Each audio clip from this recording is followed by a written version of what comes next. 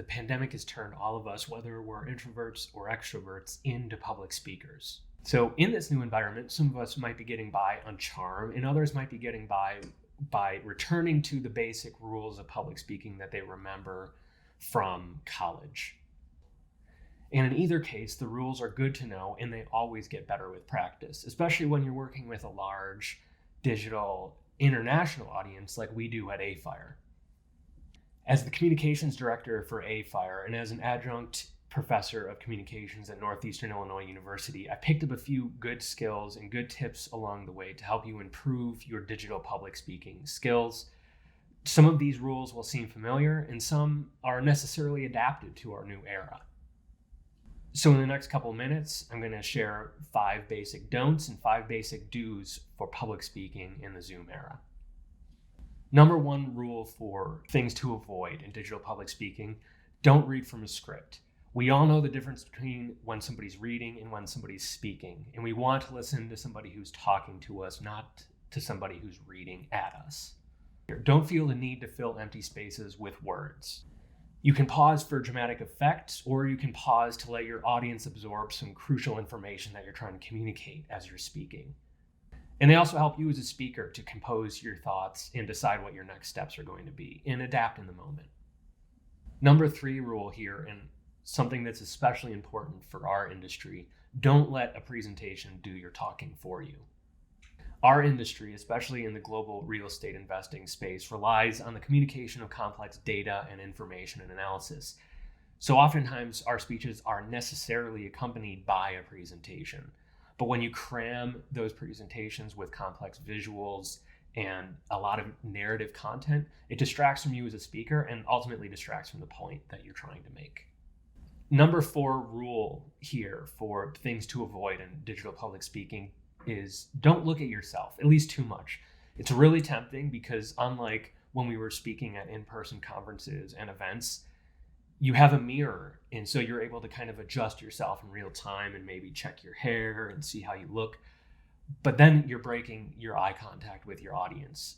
In this new environment, we have to train ourselves to look into the new eye. Until the technology improves, until a camera can be hidden behind some text, we have to look into the eye of our audience. Making that eye contact is crucial, especially when you're trying to sell something or reach an agreement in a virtual context. Number 5 rule here, and something that we touch on elsewhere in our AFIRE tutorial series: don't neglect the importance of good sound and lighting and camera angles. Your audience might not always notice your staging, and they might not always appreciate the time that you might have put into setting up your background or setting up your lighting and your angles, but they will notice a difference if you don't and if you neglect this. Now we can cover the 5 things that you should be doing in this new digital public speaking environment. Now that we know the importance of setting up good lighting and sound and camera angles, you have to set up a good frame for yourself. When you set up a little bit of distance between yourself and the camera, if you're somebody who likes to talk with your hands, you're of course able to animate and punctuate your sentences with some hand gestures that are visible and can make you appear as a more dynamic speaker. And it also helps you avoid being just a talking head and looking like this, which can be pretty intense. Number 2, practice your speech. Of course, you don't want to be reading from a script, but you do want some points that you want to hit in your speech. And the more you practice it, the better you'll get. Practice doesn't always make perfect, but it does make better. The 3rd rule here is to keep an eye on time. This isn't new, it's just been elevated in this Zoom era because now everybody is looking at a clock at the top right or left of their screen. But it also is out of sensitivity to your audience, whose full days might be booked with Zoom meetings. So the more you can keep on time, the better your audience will respect you and appreciate what it is you have to say. The 4th rule here might be one of the most difficult, especially in the Zoom era: engage your audience. One of the biggest challenges of public speaking before the Zoom era, and now of course in our new digital environment, is to speak only one way. It's really easy to do because it's hard to pause and get feedback from your audience. There are a lot of tips for engaging an audience in a video conferencing environment, such as calling people out by name if they seem engaged, and you can look away from your camera and look down at the screen. Who seems engaged? Maybe we can have a conversation here. In the 5th rule here, and probably the most important out of all these don'ts and do's, is be open to feedback. As I said before, whether we're introverts or extroverts, the Zoom era has made all of us public speakers. A lot of us before the Zoom era were not comfortable doing this at all.